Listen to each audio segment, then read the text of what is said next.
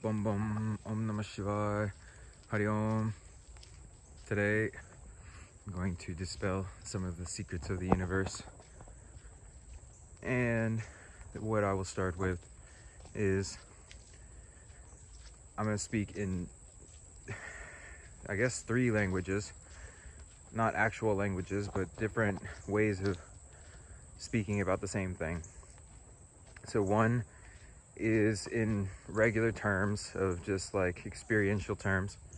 One is in the terms of the law of one, and one is the terms of Hindu Dharma and understanding. So, or Sanatana Dharma. So, I'm going to talk about the different realms of consciousness and what they are. So the Lokas is the Hindu term. The densities of consciousness is the term of the law of one, and states of consciousness is the way that you would put it in a normal term. So each one of these has to do, they all correlate with the chakras, but even by themselves, if you don't know anything about the chakras, you do know about the states of consciousness that you've experienced in your life. So you should be able to understand what I'm trying to say. So up to a certain point.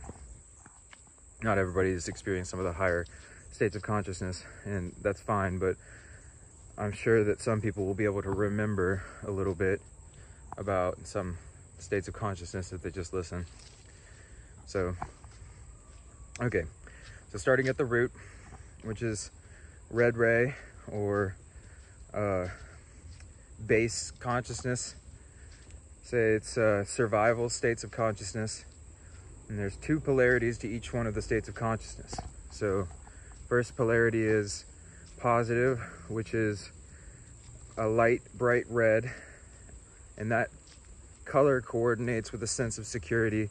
It's like a motherly sense of security, like the feeling that the baby has in the mother's arms. And the negative is insecurity, and that's like a muddy brown red. And it's like a hard to kind of, it's like, you know, dirty red basically. And that correlates with insecurity, or a state of basically not trusting in things and thinking that things are out to get you and other things like that.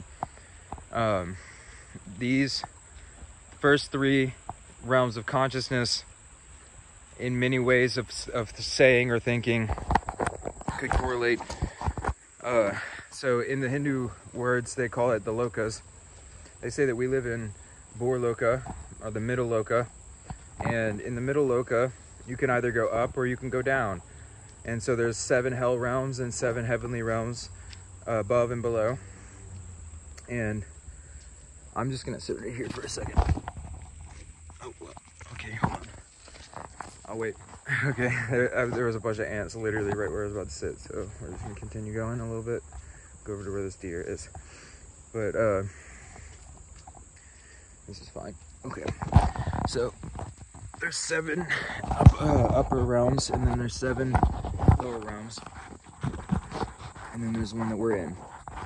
And in each one of these realms, there's a different state of consciousness that's associated with each one of the realms. So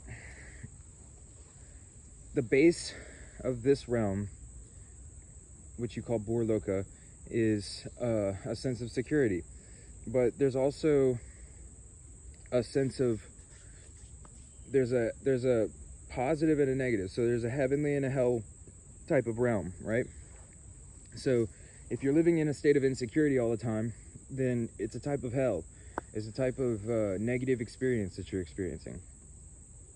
So it's possible to shift the polarity of each one of these different kinds of energies.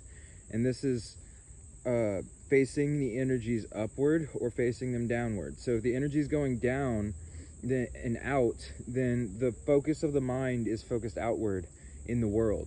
And when it's focused into the world, then it's seeking outwardly for things, trying to find happiness outwardly in the world. And that's a sort of a type of a hell realm, because what it is that you have no internal peace. You're always trying to do things to try to find happiness. All right, so And this is all in the root, because the root's going to, it's the foundation. You know, Jesus talks about the foundation also, but the foundation, it needs to be built on solid ground. And what that means is that you have to have a solid faith in God in order to be able to move your energies upward.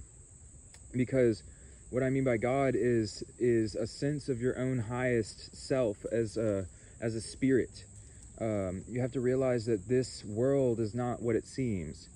You think that it's a physical, material world that you can touch, feel, and taste, and smell, and all these other things. And on one level, it is, but on another level, it's not. So your security actually comes in what you would think is insecure, in the sense of, like, you think that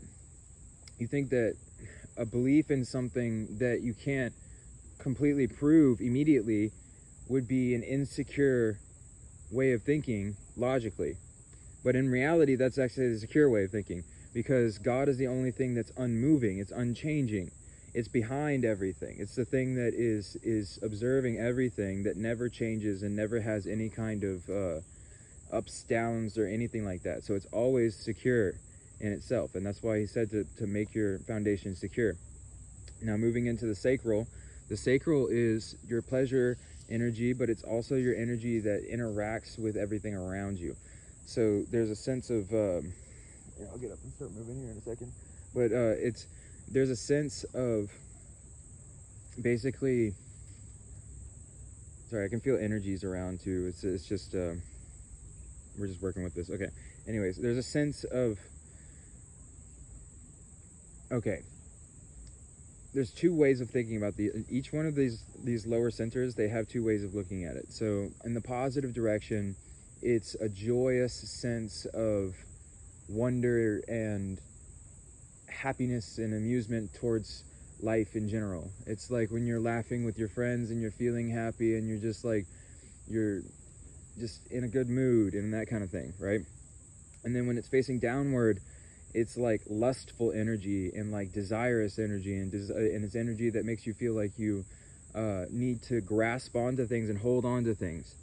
And that energy of trying to hold on to things, the problem with it is that when you grasp onto anything in the world, everything in the world is subject to dissolution. It's all going to dissolve at some point. So when you grasp onto these things in the world, then eventually in your hand, it's going to rot, and it's going to cause a bad stench. And this is all metaphorical, but what I mean by this is that seeking through, say, sex, or through drugs, or through adrenaline rushes, or through like different kinds of like pleasurable activities, or anything like this, seeking through these things is only going to cause an opposite perspective to happen. So you may get a rush of some sort of pleasure, but then afterwards you get a rush of some sort of depression, and it's always up and down, and you're always going, oh, I feel so good, and oh, I feel so bad, and I need to do this to feel better, or I need to do this, and then you're seeking, and you're never actually satisfied, right? So we want to move this energy to where it's facing upward. So what happens when that happens is that you start to feel this pleasure in God's word and God's name and God's glories and God's energies, because you start to understand that if God is the only thing that exists, like all of the scriptures say, is that God is the only thing that exists. And if God is the only thing that exists, that means that you and everything around has to be a part of that. And if that's true, then in reality, the only thing that brings you pleasure in the entirety of the universe is God, because God's the only thing that exists. Everything else is just illusory. It's all just going to disappear eventually. And it's all just not real, you know? I mean, it's real. Like, you can interact. I can feel this stuff. Like, there's some grass right here, right? And I can feel the grass. But all of that's happening in consciousness. You see? So it's all happening in God. And if the attention can focus into the source of where these things are coming from, then it moves energy upward, and it brings you closer to your true nature. And your true nature as a spirit of God is bliss, because the nature of God itself is Sat Chit Ananda, or existence, consciousness, and bliss. So the nature of yourself is existence, consciousness, and bliss. And if that's true, then all the bliss that you've been seeking for, this bliss, you see, everywhere I'm putting my hands is where the energy is coming from. This bliss that you're seeking for, in reality, it needs to come from your understanding of your own higher self and God, you see? So these things all correlate together. And once you start to understand and connect all this stuff together, then you can realize where you need to focus your attention in order to be able to experience your own bliss, your own self. Like they say the self, right? The self is bliss.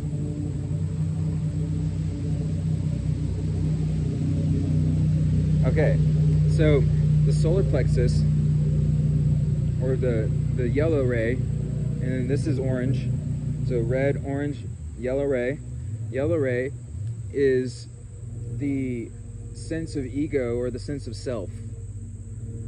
So it has both two polarities as well.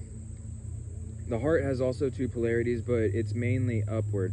But in this solar plexus center, the nature of this center is either joy or depression, right? So depression pushes energy downward, joy pulls energy upward. Depression can go all the way down to the root, into a sense of deep insecurity of the self, to the point where the self no longer thinks that it wants to be in reality, but in reality it just ends up going into another reality. So it's like, it's just confused at that point. But once the energy in the solar plexus is facing upward, then there's a possibility of experiencing bliss. The ego is like, the solar plexus is the main center that has the ability to be able to choose which polarity that it wants to experience. So it can either experience a positive polarity or a negative polarity. In reality, each one of those centers can eventually bring you into the same exact consciousness, but it's a different kind of journey for each one, and you have to be a certain type of person in order to be able to experience each one. So in the solar plexus, if the energy is facing downward, then there's a possibility for ups and downs in the consciousness. It's going to be always unstable. So it's going to be a person who is always looking for validation outside themselves, looking for other people to try to help them to feel better about themselves, and for those people who buy all the big houses and the big cars and the big mansions and yachts and everything. They want to try to make themselves feel like they're big, like they puff themselves up. But in reality, they're always lacking, and they're always seeking for something, and they're always feeling as though they're not fulfilled. And so they just keep going and going and going, and eventually you just run out of steam that way, and you can't go any further. So at that point, you either crash or you break through into your heart. So this energy here, once it's blossoming upward, the thought is that my ego, my will, is not important. It is only God's will that is important. That's how you move this energy and face it upward. So as Jesus said, not my will, but thy will be done, right? So that is the consciousness that will move this energy to start facing it upward.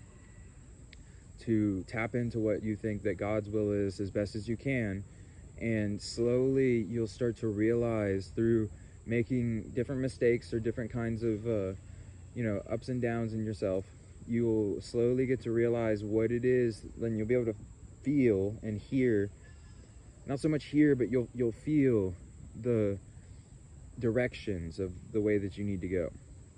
You'll start to feel God's will, and it'll start directing you on the best route for growth inside yourself.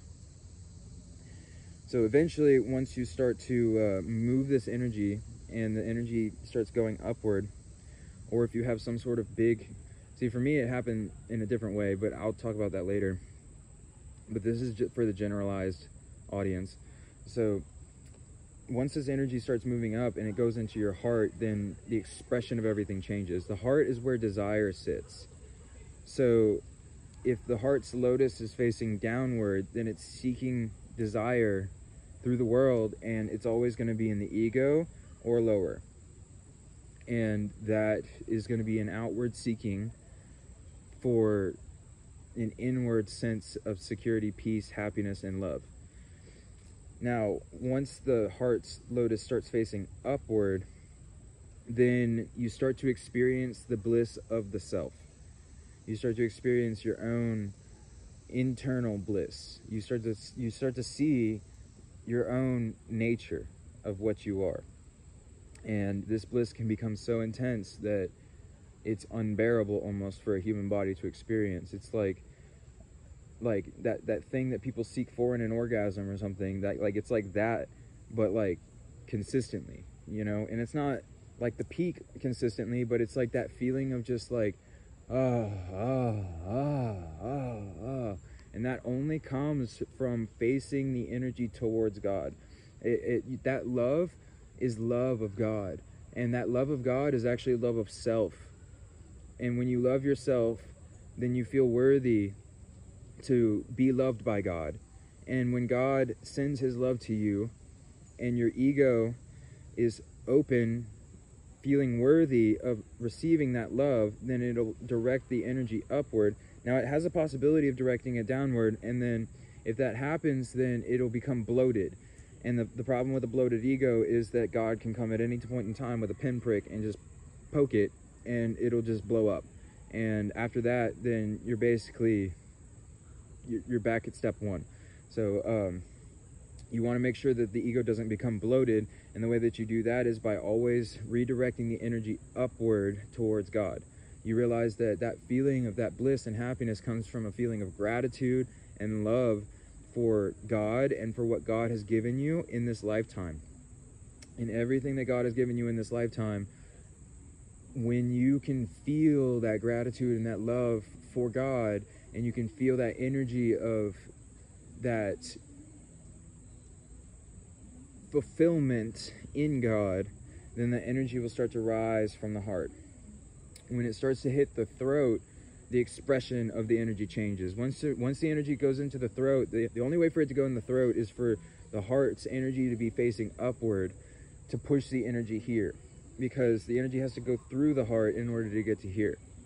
There is another way to do it here, but I'll talk about that later, and that's for another video, and that's a completely different polarity. So we're talking only on the positive right now.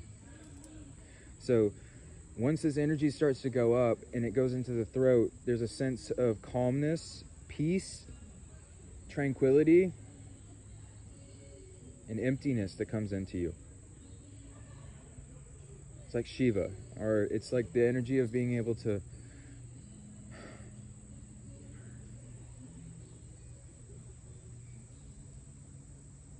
just blank out. You see what I'm saying? Like you can just go into a sort of a samadhi, but the samadhi state is a low samadhi state because it's just emptiness of thought, emptiness of mind, and a feeling of just peace and vastness and openness, vastness.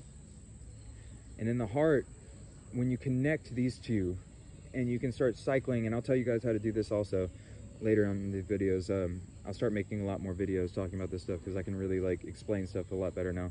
But like, once you start cycling this energy through the heart and through the throat, then you can intensify your bliss to the point where you can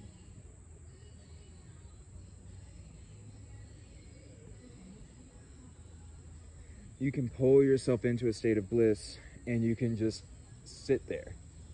And then you can basically just intensify it as much as you can until it becomes just a little too much to just be able to sit with. And then like you may start crying, or you may start having these like laughter or different kinds of emotions coming out, because when your energy starts overflowing, then you feel emotions and other things like that. And then like when you can internalize the emotions and you can pull them into the throat and you can hold them there, then you can intensify them indefinitely over and over again to the point where you can feel emotions so powerfully. And then when you can move it into here, then the bliss will radiate your entire being, and your whole body, mind, and spirit will start to feel like it's just like fuzzy and just like warm and just cozy, and just everything is just like, just literally like, imagine a bliss bunny or something like that. You start feeling like that all the time, and you start seeing things too, like, not, it doesn't have to be visual per se, but you can perceive things that are different. I'm moving in here now, but like, you can perceive things in a different way. You start to see that everything is a manifestation of your own consciousness. Everything that's in existence is just you in all of these forms. They call it Brahma. And like the way that is just that you start to see that everybody is a reflection of you in a different kind of way. And everything is a reflection of your consciousness. And everything starts to just show you where you are and where you're not, all the time. So you start to see that this world is not what it seems. This world is not, it's not an outward type of thing. This world is it's something that's happening in the mind of God. And that mind of God is also your higher self mind. God, Guru, Self, One. This is this consciousness. Once you start to have Guru consciousness coming into your consciousness, and God consciousness and self consciousness, then there's no separation anymore. There's no more me and you. It's me and me in you, speaking to me and me in you, and everything starts communicating with you. Even the bird, it communicates with you. So it starts to tell you different messages and other things like this. I have to be careful about speaking about some of these things, because disclosing some of the natures of the universe can get a little bit deep. But I'll stay here for a second